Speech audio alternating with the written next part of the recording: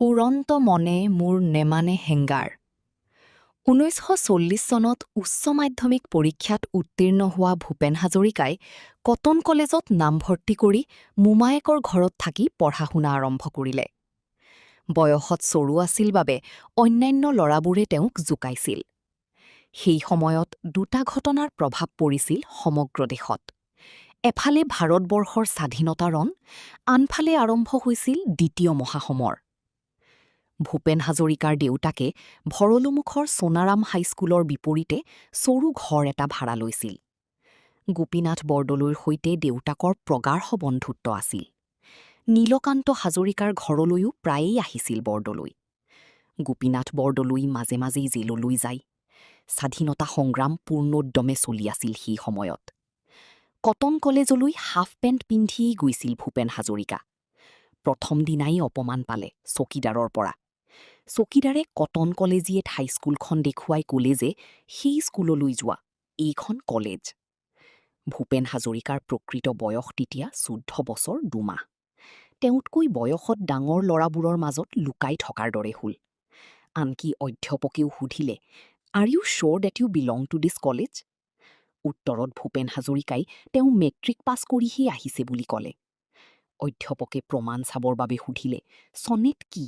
ছনেটৰ শেষৰ শাৰী দুটা কি বুলি কয়? ভূপেন হাজৰিকাই শুদ্ধ উত্তৰ দিলে। অধ্যাপক সন্তুষ্ট হ'ল। কলেজৰ নৱাগত আদৰণি সভাত সকলো নৱাগতেই কিবা এটা কোৱাটো নিয়ম। ভূপেন হাজৰিকাই বনগীতৰ ৰচয়িতা আনন্দীৰাম দাসৰ ওচৰলৈ গৈ দুটামান বনগীত শিকি আহিলে আৰু পৰিৱেশন কৰি উচ্চ প্ৰশংসা বুটলিলে। এই গীত শুনি P.C. ৰয়, বাণীকান্ত কাকতি, ড সূৰ্যকুমাৰ ভূঞা, লক্ষী চেটাৰ্জী আদি অধ্যাপকসকলে তেওঁক আশীৰ্বাদ দিলে। লাহে লাহে অসম তথা উত্তৰ পূৰ্বাঞ্চলত দ্বিতীয় মহাসমৰৰ প্ৰভাৱ পৰিবলৈ আৰম্ভ কৰিলে। বিদ্যালয় মহাবিদ্যালয়সমূহ মিলিটেৰীয়ে অধিকাৰ কৰি ছাউনি পাতিবলৈ আৰম্ভ কৰিলে।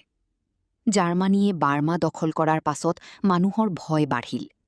জাপানী আহি মণিপুৰ সোমোৱাৰ যোজা আৰম্ভ হ'ল। মানুহবোৰে মাটিৰ তলত গাঁত বা ট্ৰেঞ্চ খান্দিবলৈ আৰম্ভ কৰিলে। ভূপেন হাজৰিকাই দেখিলে আমেৰিকান সৈন্যৰ দল।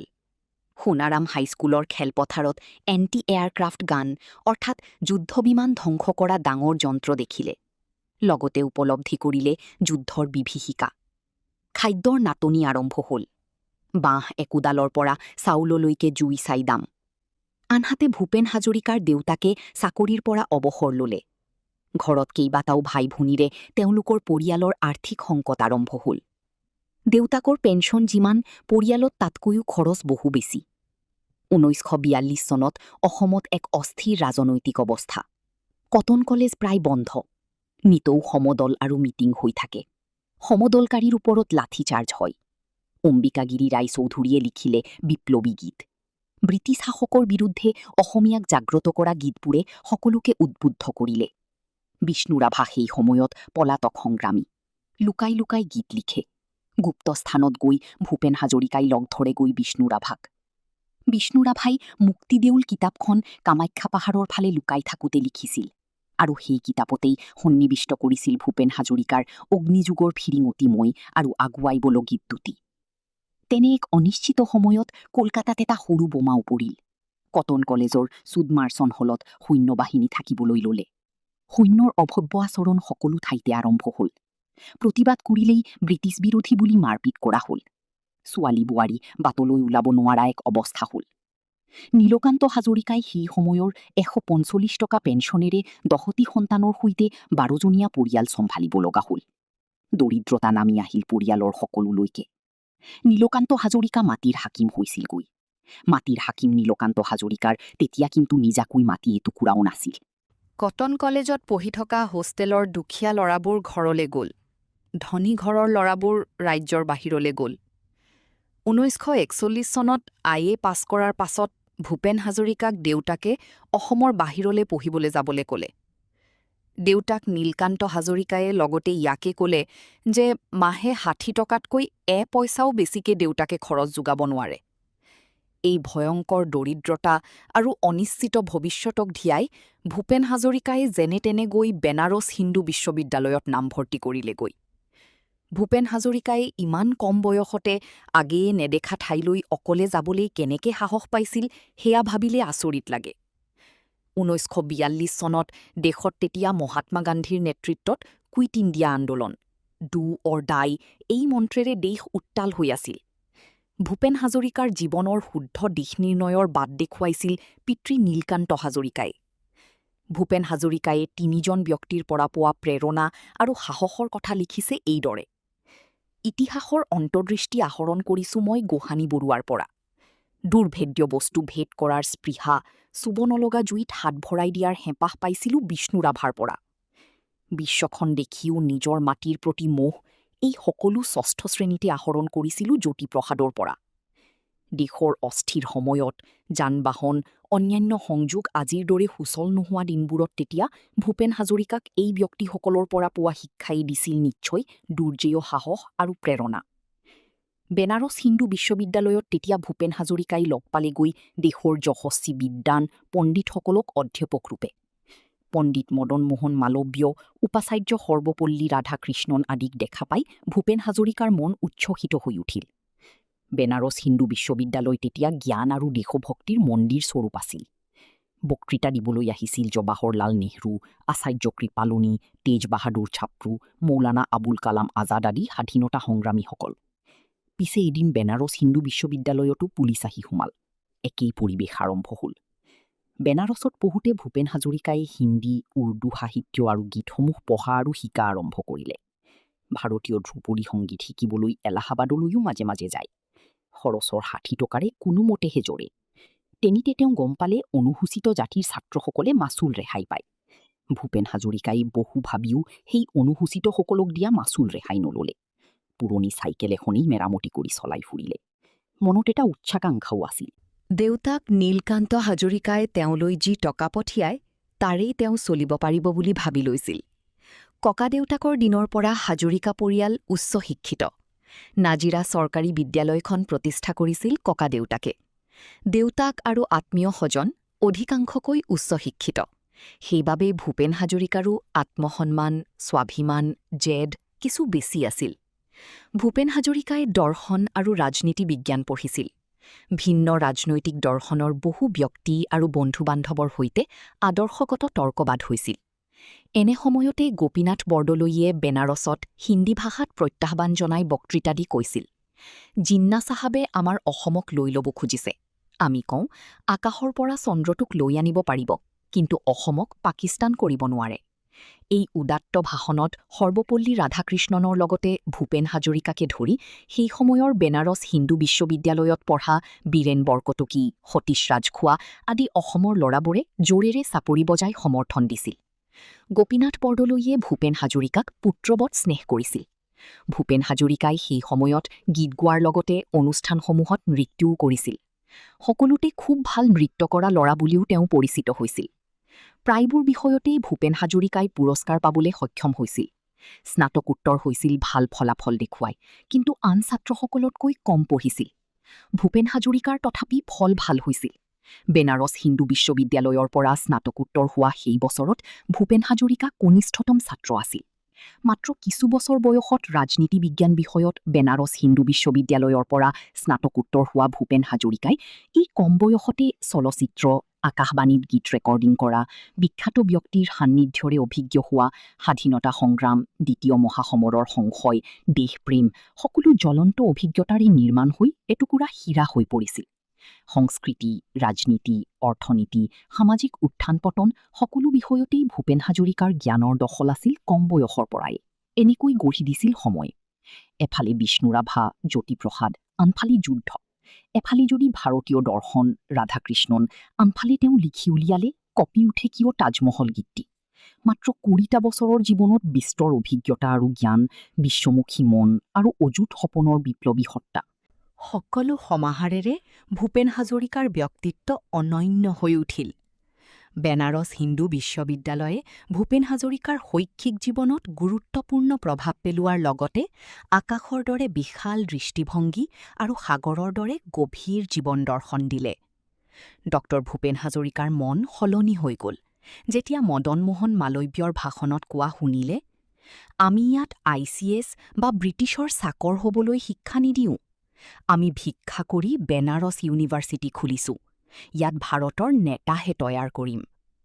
ভূপেন হাজৰিকাই তেতিয়াই বুজি পাইছিল, এই নেতাসকল কেৱল ৰাজনীতি কৰিবলৈ তৈয়াৰ নহয়, সমাজক নেতৃত্ব দিয়া নেতা বেনাৰস হিন্দু বিশ্ববিদ্যালয়ত তৈয়াৰ কৰা হয় উদাৰ দৃষ্টিভংগীৰে।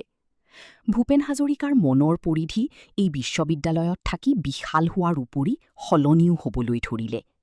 এই বিশ্ববিদ্যালয়ত সহপাঠীৰূপে মাৰাঠী, গুজৰাটী, বাঙালী আদিৰ উপৰি লগ পালে আফ্ৰিকা, ইণ্ডোনেছিয়া, জাপানৰ ছাত্ৰক। মুছলমান ছাত্ৰই সংস্কৃতক মূল বিষয় লৈ পঢ়া দেখি বিশ্ব মানৱতা আৰু অধ্যয়নৰ জাত বৰ্ণহীন ধাৰণাই এক নতুন দৰ্শনৰ সম্ভেদ দিলে।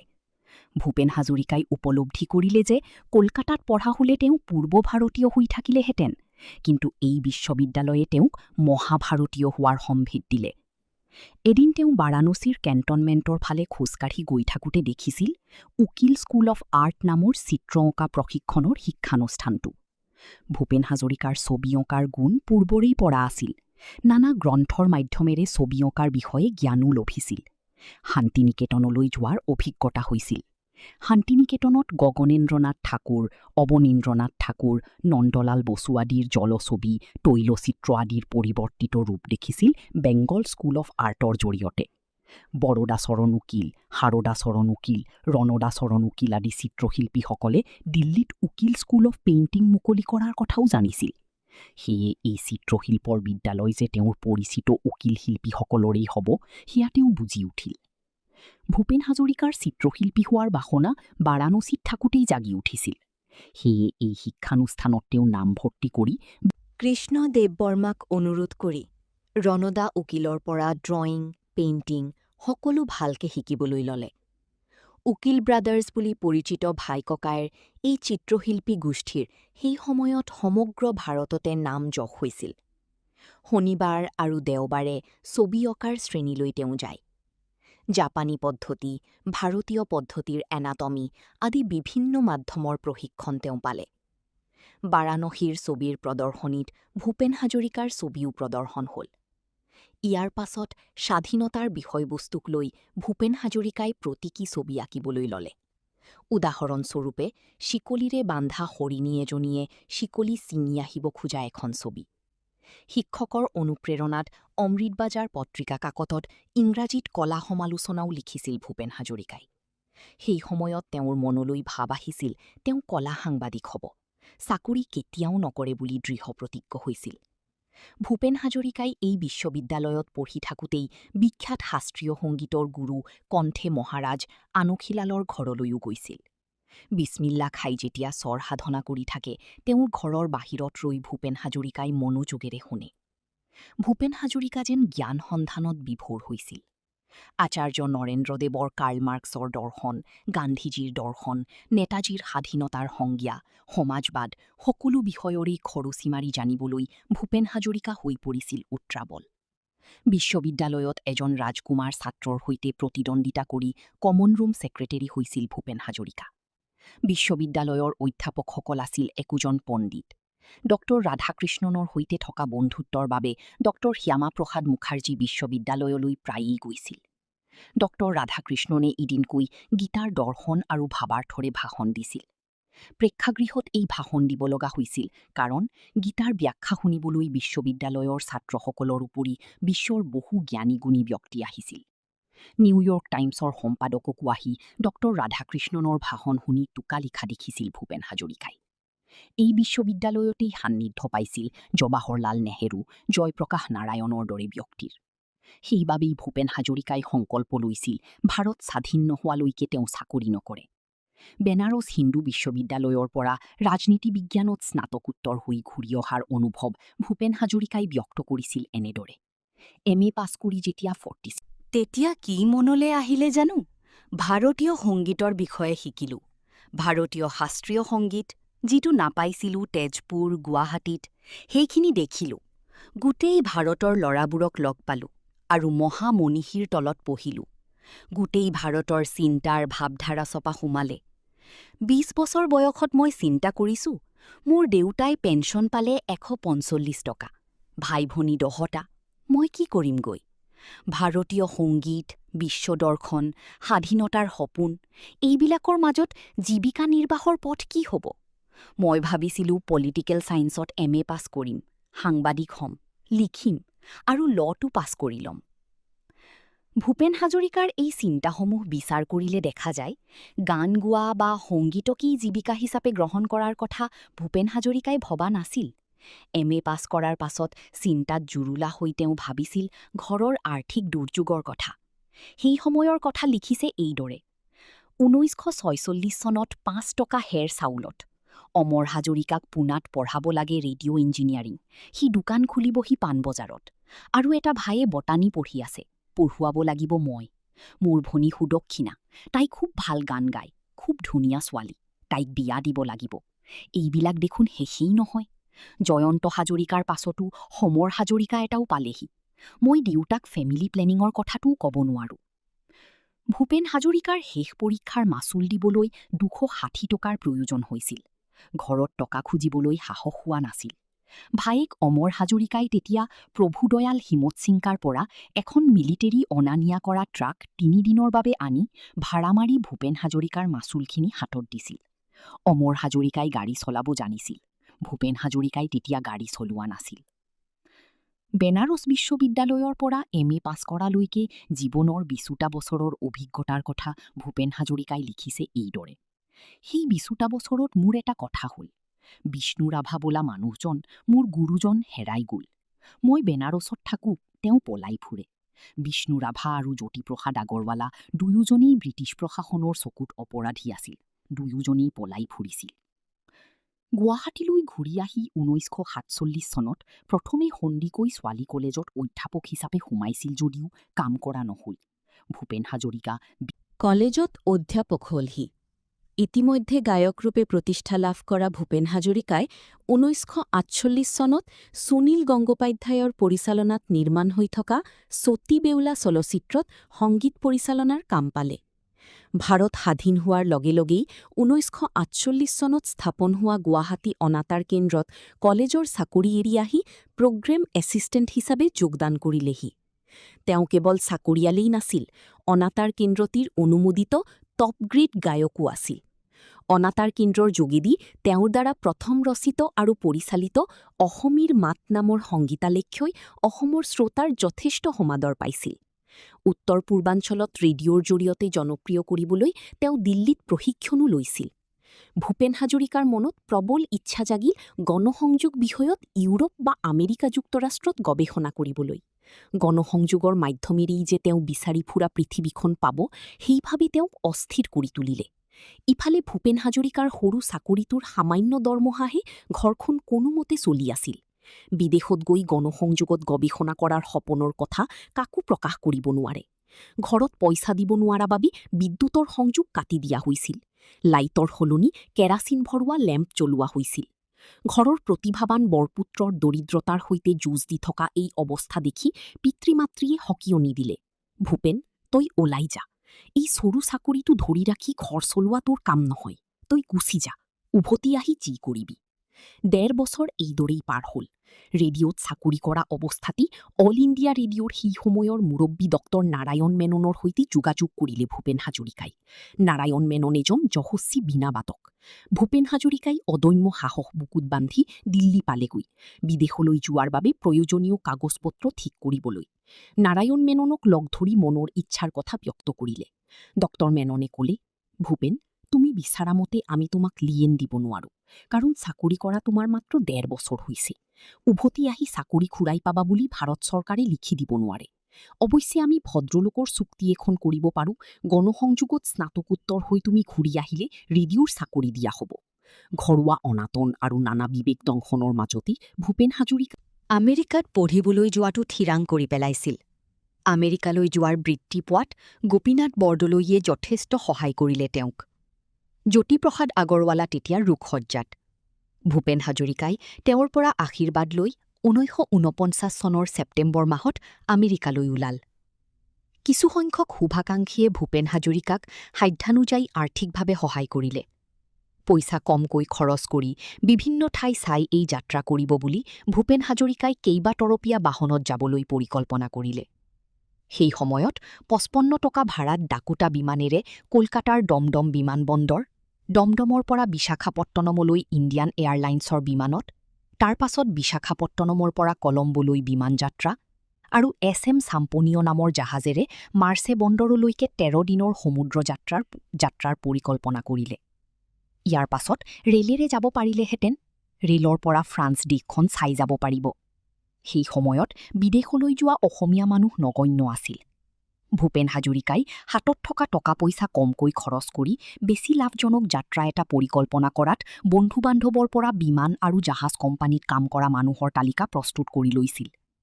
সঠিক যাত্ৰাৰ সবিশেষ এইদৰেই অতি পৰিশ্ৰম কৰি নিজেই পৰিকল্পনা কৰি লৈছিল। গুৱাহাটীৰ কাহিখুচিত থকা বিমানবন্দৰত সেই যাত্ৰাৰ নিৰ্দিষ্ট দিনটোত ভূপেন হাজৰিকাৰ পিতৃ-মাতৃ, ভনীয়েক সুদক্ষিণা, ভায়েক জয়ন্ত হাজৰিকা উপস্থিত আছিল। বন্ধুৰ ভিতৰত উপস্থিত আছিল সৈয়দ আব্দুল মালিক। অল ইণ্ডিয়া ৰেডিঅ'ত সহকৰ্মী হৈ থকা সৈয়দ আব্দুল মালিকৰ সৈতে ভূপেন হাজৰিকাৰ গভীৰ বন্ধুত্ব আছিল। সুখ-দুখৰ নানা সময়ত তেওঁলোক একেলগে আছিল। আৱেগিক মুহূৰ্তৰ মাজেৰে বিদায় লৈ টিকেট দেখুৱাই ভূপেন হাজৰিকা গৈ বিমানত উঠিলগৈ। পিছে তাতে ঘটিল এটা অঘটন। বিমান কলকাতা অভিমুখে মাটিত চলিবলৈ লওঁতেই ভূপেন হাজৰিকাই দেখিলে হাতত থকা গুৰুত্বপূৰ্ণ কাগজ-পত্ৰৰ বেগটো নাই। পাছপোৰ্ট, ডলাৰ, অন্য বিমানৰ টিকেট সকলো বেগটোতে থাকিল। আগপাছ নুশুনি তেওঁ দৌৰি গৈ কেপ্টেইনকে ক'লেগৈ বিপদৰ কথা। বিমানখন কেপ্টেইনে লাহে লাহে ৰখালে। পুনৰ জখলা লগোৱাৰ ব্যৱস্থা কৰিলে। ভূপেন হাজৰিকা দৌৰি আকৌ নামি গ'ল। সিফালৰ পৰা আব্দুল মালিকে দৌৰি দৌৰি আহি ভূপেন হাজৰিকাৰ হাতত বেগটো দিলেহি।